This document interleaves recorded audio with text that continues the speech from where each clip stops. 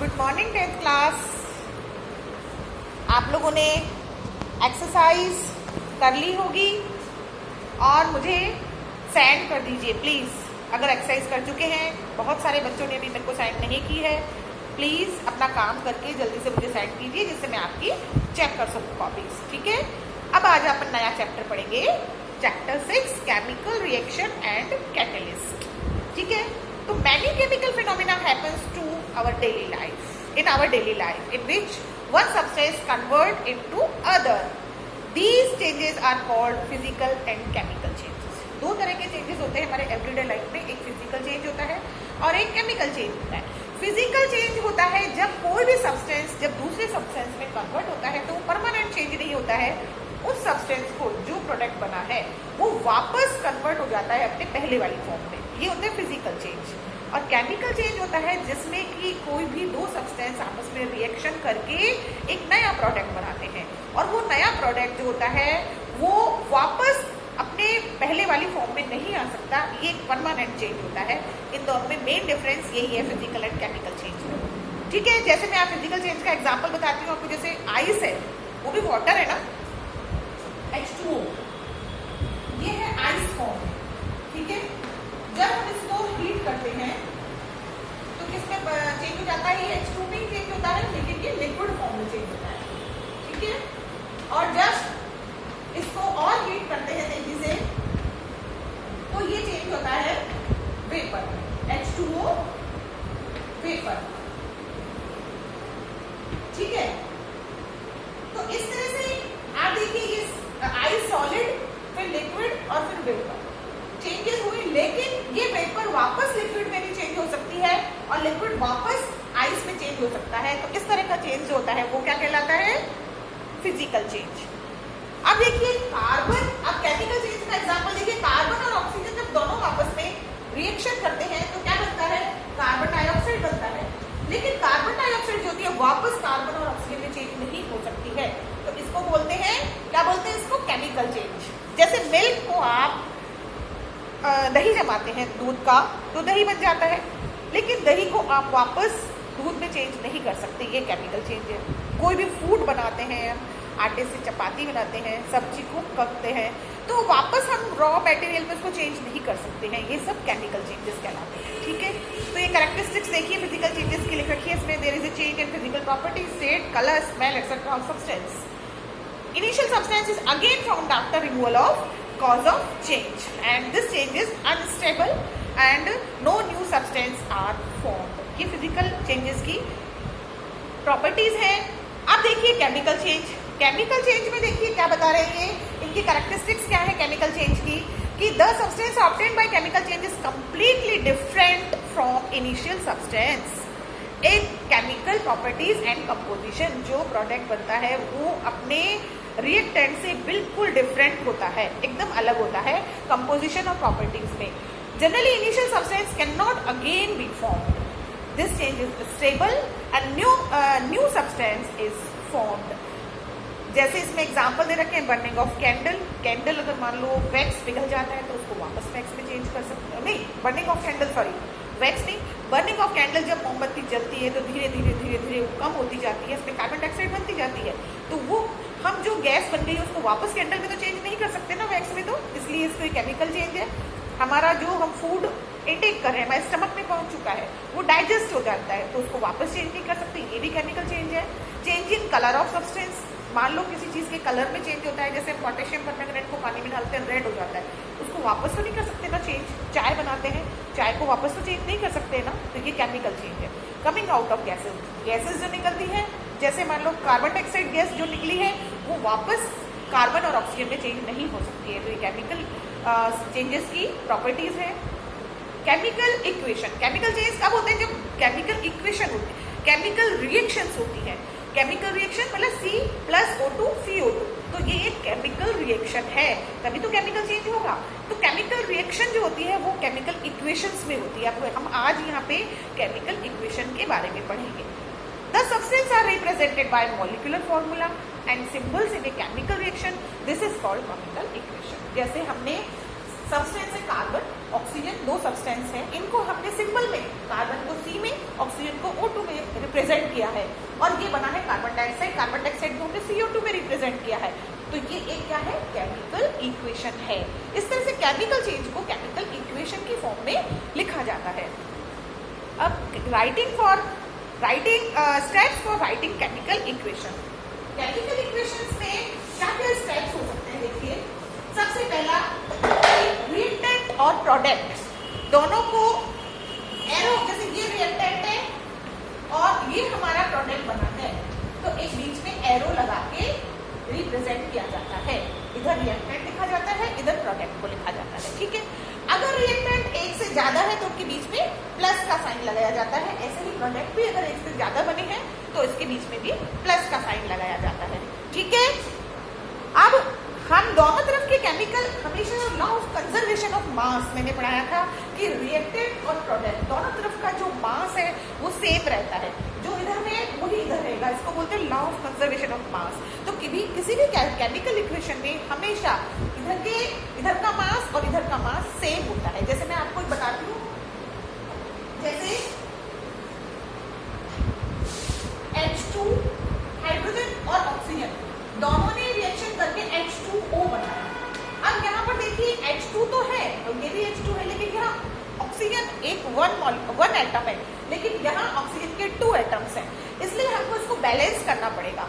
इसको बैलेंस करने के लिए हिट एंड ट्रायल मेथड होता है। इसमें कुछ ऐसा नहीं है, आप जब प्रैक्टिस करते जाएंगे आपको बैलेंस करना भी आ जाएगा। जैसे अब O2 है तो O2 को करने के लिए क्या करेंगे, कभी भी बैलेंस करने के लिए नीचे नहीं लगता है, नीचे कोई नंबर नहीं लगता है, नीचे वाला नंबर हमेशा सेम रहता है। बैलेंस करने के लिए उसके सामने लगाया जाता है हमेशा। तो यहाँ अगर हम 2 लगा दें यहाँ पे, तो देखो ये 2 जो है सबके बीच सबके साथ जुड़ेगा, तो O2 हो गया, लेकिन H या 4 हो गया, 2 2 4, तो O तो 2 है, लेकिन H4 करने के लिए यहाँ भी 2 लगा देंगे। अब ये इक्वेशन जो है वो बैलेंस हो चुकी है, ठीक है। 2 2 4, H2 4 हाइड्रोजन है, 4 हाइड्रोजन है, 2 ऑक्सीजन है, 2 ऑक्सीजन है, तो ये बैलेंस हो चुकी है। तो इस तरह से हम जब केमिकल इक्वेशन लिखते हैं तो दोनों तरफ हमको बैलेंस करना पड़ता है। और आफ्टर बैलेंसिंग द इक्वेशन हमको ये भी लिखना पड़ता है कि ये क्या चीज है। जैसे देखिए एक इक्वेशन है आपकी, मैं बताती हूँ आपको।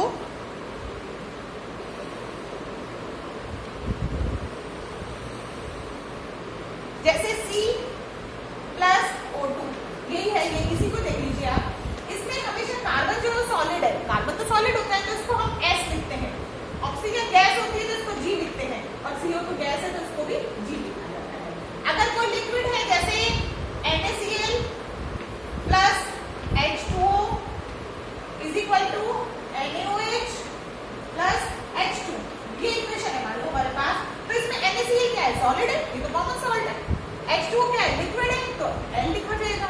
NaOH क्या है, सॉलिड है, S लिखा जाएगा। और H2 क्या है, गैस है, तो G लिखा जाएगा।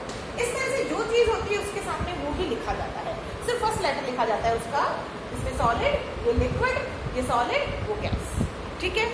अब इनके ऊपर मान लो कोई कंडीशन है, जैसे देखिए ये एक इक्वेशन है N2 plus H2 is equal to NH3, nitrogen plus H2 is equal to NH3। अब इसको बैलेंस तो हमको करना पड़ेगा, है ना। तो यहाँ तो 2 लगा दे, यहाँ 3 लगा दे, और हो गया बैलेंस। देखो 2N है, 2N है, 2 3 जा 6H है, और 2 3 जा 6H, ये बैलेंस हो गई। अब इसमें कितना हमने टेम्परेचर दिया, इसको कितने टेम्परेचर पे ये रिएक्शन करवाई हमने, तो वो जो टेम्परेचर होता है ये हमेशा एरो के ऊपर लिखा जाता है। तो इस तरह की जो कंडीशंस होती हैं, जैसे 773 केल्विन, 773 केल्विन इसका टेम्परेचर भी इसके ऊपर लिखा जाएगा। इस तरह से जो भी कंडीशन हम टेम्परेचर दे रहे हैं या कुछ भी दे रहे हैं वो एरो के ऊपर लिखा जाता है, ठीक है। और मान लो कोई किसी इसमें मान लो कोई भी इक्वेशन में कोई हमने क्या बोलते हैं उसको, कैटलिस्ट मान लो यूज किया है, तो कैटलिस्ट को किसी के ऊपर लिखा जाता है, एरो के साथ ही लिखा जाता है। कैटलिस्ट होता है जो किसी रिएक्शन में कैटलिस्ट को शामिल करते हैं। तो कैटलिस्ट होता है वो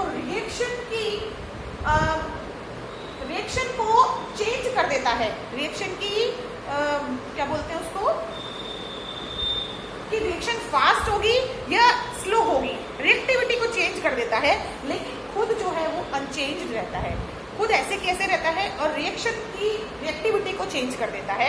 ये होते हैं कैटलिस्ट, और जो एरो के ऊपर या नीचे लिखे जाते हैं। तो ये हमारी इक्वेशन, केमिकल इक्वेशन के लिखने के स्टेप्स हो गए। आपको समझ में आ गया सब कुछ? ठीक है। अब देखिए अगला है characteristics of chemical equation. Chemical equation की कैरेक्टरिस्टिक्स क्या होती हैं? The whole information about the number of molecules, mass etcetera is obtained about reactant and product. सारी जितनी भी इसकी इंफॉर्मेशन होती है मॉलिक्यूल्स की या मास की, ये रिएक्टेंट्स की, इससे हमें मालूम चल जाती है।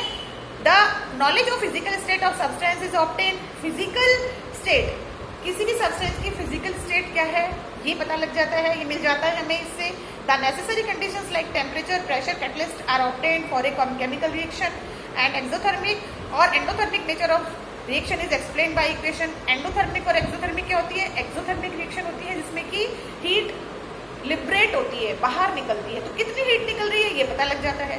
और एंडोथर्मिक रिएक्शन होती है जिसमें हीट एब्जॉर्ब होती है, तो कितनी हीट एब्जॉर्ब होती है ये भी इक्वेशन से पता लग जाता है। Equation gives the knowledge about reversibility of reaction. हाँ, एक और मैंने ये बताया कि कोई भी रिएक्शन अगर मान लो इधर से वापस इधर चेंज हो रहा है, कोई रिएक्टेंट जैसे A प्लस बी है और ये बना हमारा C प्लस डी, और ये वापस इसमें चेंज हो रहा है, फिजिकल चेंज हो रहा है, तो इसमें रिवर्सिबल, इधर से इस तरह का एरो का साइन लगाया जाता है, इसको बोलते हैं रिवर्सिबल रिएक्शन। तो इसका मालूम चल जाता है हमें। ठीक है। अब लिमिटेशंस ऑफ केमिकल रिएक्शन क्या है? It does not give the information for completion of reaction. Chemical reaction से हमें ये नहीं पता लगता कि केमिकल रिएक्शन कब कंप्लीट होगी। It does not explain about the concentration of reactant and product.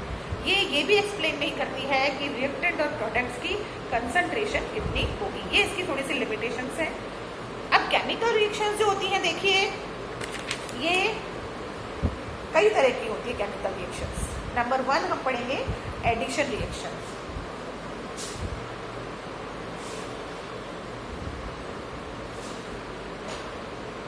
Number 1 addition reaction.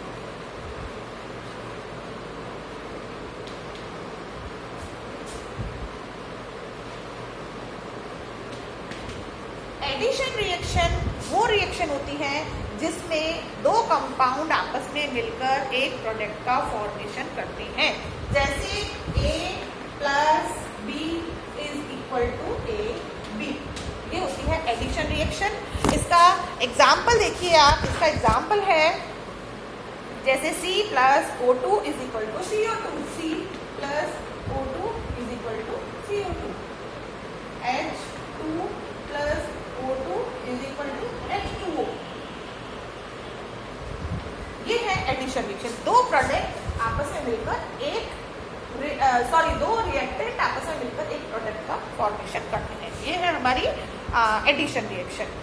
अब है डिस्प्लेसमेंट रिएक्शन। डिस्प्लेसमेंट रिएक्शन होती है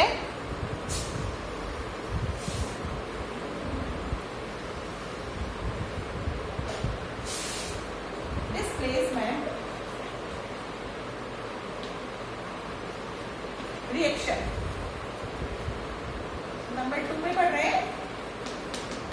डिस्प्लेसमेंट रिएक्शन में क्या होता है कि जब कोई भी रिएक्टेंट जो होता है वो किसी भी दूसरे रिएक्टेंट से जब रिएक्शन करता है तो उसमें एक प्रोडक्ट दूसरे एक रिएक्टेंट, जैसे देखिए ए बी प्लस सी है, तो ये क्या होगा, ये ए बी जो है रिप्लेस होकर सी के पास चला जाएगा, बी रिप्लेस होकर सी के पास चला जाएगा, तो ये बन जाएगा ए सी प्लस बी। तो इसमें सी ने बी को रिप्लेस कर दिया, सी ने बी को रिप्लेस कर दिया, इसको बोलते हैं डिस्प्लेसमेंट रिएक्शन। जैसे मैं एक एग्जांपल देके बताती हूँ आपको। जैसे ये है, मान लो CuSO4 copper sulphate plus zinc is equal to, अब Zn जो है वो Cu को रिप्लेस कर देगा, तो ये हो जाएगा ZnSO4 प्लस Cu। तो जिंक ने Cu को रिप्लेस करके खुद इसके साथ आ गया है और Cu को बाहर निकाल दिया, इसको बोलते हैं डिस्प्लेसमेंट रिएक्शन। होती है double displacement reaction. Double displacement में देखिए क्या होता है, डबल डिस्प्लेसमेंट रिएक्शन में क्या होता है, देखिए इसमें जैसे मान लो A B plus C D दो रिएक्टेंट है, तो ये क्या बनाएंगे, ए के साथ सी आ जाएगा, बी के साथ डी आ जाएगा, ठीक है। तो ए सी प्लस बी डी, मतलब इसमें डबल डिस्प्लेसमेंट हो गया, ये इधर आ गया और ये इधर आ गया, सी जो है इसमें इधर आ गया, बी जो है डी के साथ आ गया, तो इसको बोलते हैं डबल डिस्प्लेसमेंट रिएक्शन। इसका देखिए एग्जांपल देती हूँ मैं आपको, जैसे CuSO4 प्लस NaOH, तो इसमें क्या होगा, ये हो जाएगा Na2SO4 प्लस CuOH का होल ट्वाइस, CuOH का होल ट्वाइस। तो देखिए इसमें CuSO4 में Cu की जगह तो आ गया Na2SO4 हो गया, और इसमें Na की जगह आ गया Cu, तो CuOH का होल ट्वाइस हो गया। तो इसमें डबल डिस्प्लेसमेंट हो गया, मतलब एक जगह एक चीज यहाँ आई और यहाँ से यहाँ आई, इसको बोलते हैं डबल डिस्प्लेसमेंट रिएक्शन, ठीक है। अब अगली रिएक्शन हमारे पास आती है डिसोसिएशन रिएक्शन। डिसोसिएशन भी बोलते हैं इसको, और डिकम्पोजिशन रिएक्शन भी बोलते हैं।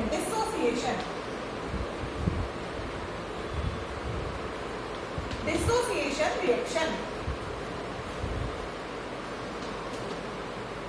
ये है नंबर 4 पे।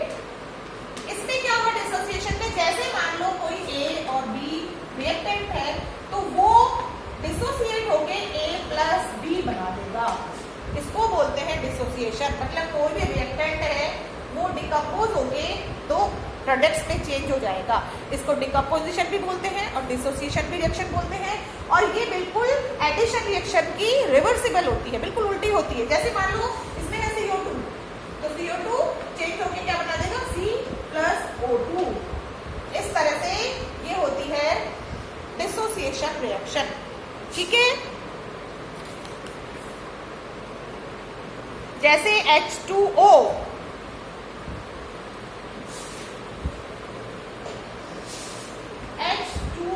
Water molecule H2 plus O2, तो इस तरह से ये डिसोसिएशन रिएक्शन है। और भी बहुत एग्जांपल दे रखे हैं, देखिए आपके बुक में NaCl ने Na प्लस Cl2 बनाया, NaCl Na प्लस Cl2, तो ये 2 हो जाएगा, यह 2 हो जाएगा।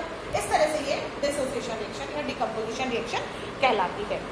अब है हमारे पास स्लो एंड फास्ट रिएक्शन। देखिए fast reaction, these reaction are completed with very fast rate on addition of reactants. जब कोई रिएक्शन बहुत तेजी से होती है उसको बोलते हैं, जैसे NaOH plus HCl, NaCl plus H2O, ये एक फास्ट रिएक्शन है। विद इन कितने सेकंड्स में देखिए हो रही है, 10⁻⁻10 सेकंड्स, मतलब 1 सेकंड के भी 10th पार्ट में जल्दी कंप्लीट हो रही है ये, है ना। इसी तरह से स्लो रिएक्शन होती है, वो बहुत ही धीरे होती है, जैसे Fe plus O2 plus H2O। Fe, जैसे मान लो Fe का मतलब क्या हुआ, आयरन। आयरन जो होता है जब पानी में बाहर अपन एटमॉस्फेयर में इसको खुला छोड़ देते हैं मान लो, और बारिश के मौसम में जब उसमें मॉइस्चर लगता है तो ऑक्सीजन और मॉइस्चर के कारण उस पर रस्टिंग हो जाती है, और वो धीरे धीरे धीरे होती है, इसको बोलते हैं स्लो रिएक्शन। आया समझ में। अब है रिवर्सिबल और इरिवर्सिबल। रिवर्सिबल रिएक्शन होती है जो कि वापस उसमें चेंज हो जाती है, मैंने आपको बताया।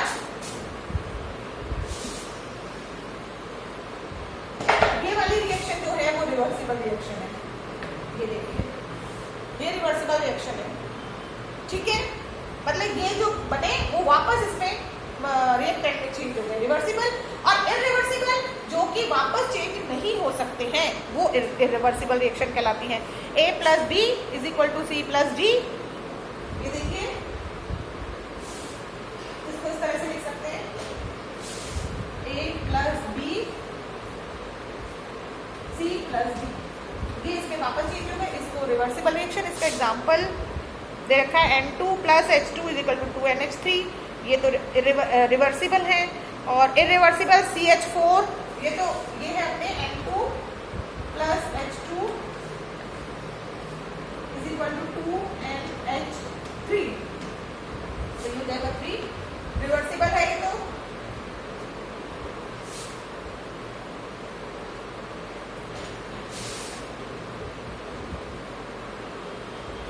रिवर्सिबल। और इरिवर्सिबल